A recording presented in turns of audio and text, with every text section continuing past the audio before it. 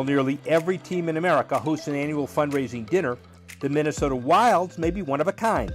At the annual Wild About Children event, their players get put to work. The guys are at coat check. They're passing appetizers, they're pouring drinks at the bar. They're not just fixtures kind of hanging out at the reception. We really make them work. And I think that's what is part of the charm of this event. Oh, unreal. Landon, where do you play? Oh, Coon Rapids. That charm has worked. Wild About Children has raised almost $1.7 million since 2000, with most of the money going to nearby pediatric hospital Children's Minnesota. You win, buddy. We feature different children every year at our Wild About Children event, and we really get to know them and kind of bond with them. They meet the team, and it's really neat to see how this sort of small occasion is such an impactful experience for them.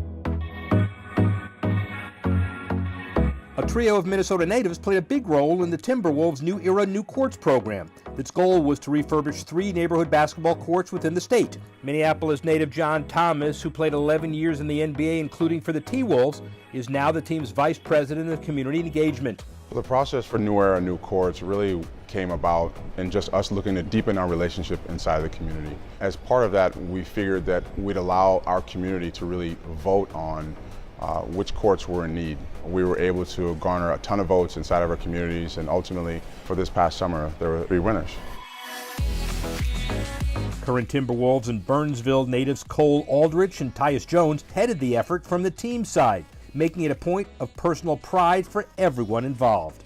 Those are both homegrown kids, so really for them to be able to speak to having these courts on Minnesota turf, I think meant a lot to them. And I certainly can speak to it being a former professional athlete who grew up on those playgrounds here in Minnesota. We understand what basketball can actually do to a community. Look at my little one right there, look. The Minnesota Twins were one of the first organizations in sports to create an entire department devoted solely to diversity.